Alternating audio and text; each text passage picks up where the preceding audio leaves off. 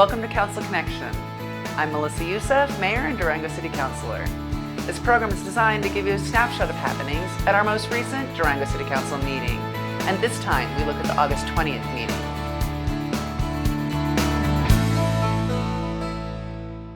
This meeting ended with a significant announcement. I'll tell you more later. We began with a presentation of the city's monthly financial report. There was good news concerning sales tax revenues. Sales tax for the month of July was up 12.8%.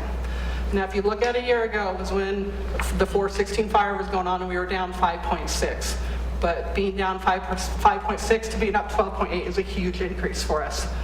Some of that is because of the fire, but I think the economy jumped back in June. I think it was a busy June. When we look at different categories, as we look in the SIC, the tourist categories are up significantly over a year ago, which you would expect with the fire happening last June.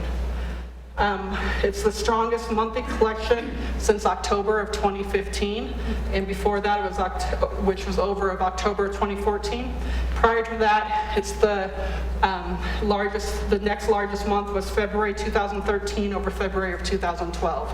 So great numbers coming in at the beginning of the busy season, where you can just hope the rest of the summer is that strong as well. The financial report was followed by a presentation about the Durango-La Plata County Airport, which is seeing lots of activity this summer. Our total passenger traffic is up 3.3% year to date. We've had an extremely strong summer. As Julie just mentioned, we've seen that in town. It's been the same situation at the airport. We had the busiest June of all time. We're up 8.1% over 2018, as well as followed by the busiest July of all time, which was up 6.7% over July of 2018. July was actually also our record month of all time at the airport. We served just over 40,000 total passengers over the course of the month, the busiest single month we've seen in the history at the Durango-La Plata County Airport.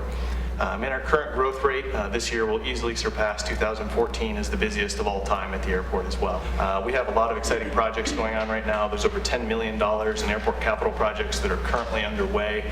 We're currently reconstructing a portion of our main taxiway at the airport. That's a $7.5 million project that leverages almost $7 million of federal funding. It's about halfway complete. We're in the midst of a terminal improvement project. This is an exciting project that we're about 55 to 60% complete overall. And just as a reminder, what we're doing there is we're constructing a new 4,500 square foot baggage makeup facility. This is where the airlines process bags effectively, and then remodeling the interior of the airport to essentially double airline leasable space. Our consent agenda consisted of 8 mostly routine items. 3 were removed for additional discussion, including 1 to approve a resolution establishing community goals to reduce greenhouse gas emissions by 80% and achieve 100% renewable electricity, both by 2050. Efforts to achieve those goals can be partially offset by state assistance. The state of Colorado oversees this type of contracting with all communities, and there's been many communities in the state of Colorado, as well as across the nation, that have used this approach. So the upfront cost, there is none. It rolls into the cost over time through the guarantee of the savings on the utility bills. All the consent agenda items were approved. We had 3 public hearings. The first rolls back maximum fines in municipal court to coincide with state penalties for certain misdemeanors and code violations.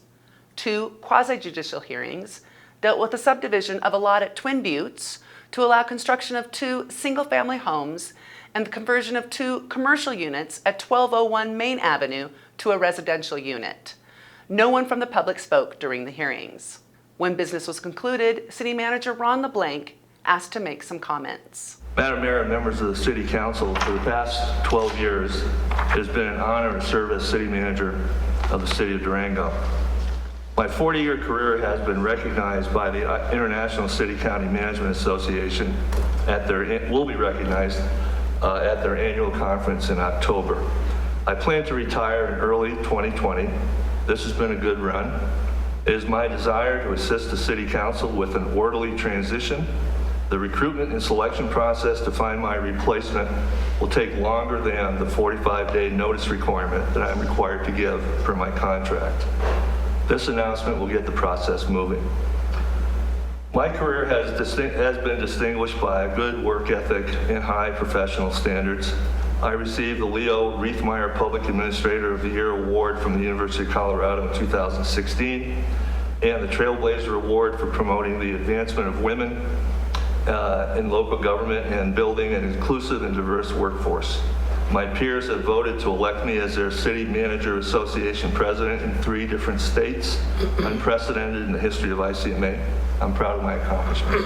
There was no immediate reaction from councilors, who now will need to determine how to proceed. Some additional items of interest for you. Oxbow Park and Preserve has reopened to pedestrian traffic only. There is no parking at the site, and the pathway is well defined to keep visitors away from active construction zones. If you haven't done so already, check out our virtual City Hall survey on electric vehicle charging stations at the library and rec center. The deadline to participate is August 30th. Our next study session will be Tuesday, August 27th at 4 p.m., and our next regular City Council meeting is Tuesday, September 3rd at 6:30 p.m. Agendas for meetings are posted at durangogov.org/meetings. And that's Council Connection for the August 20th Durango City Council meeting. I'm City Councilor and Mayor Melissa Youssef. Thanks for joining us. And remember, you can always contact your city councilors via email at citycouncil@durangogov.org.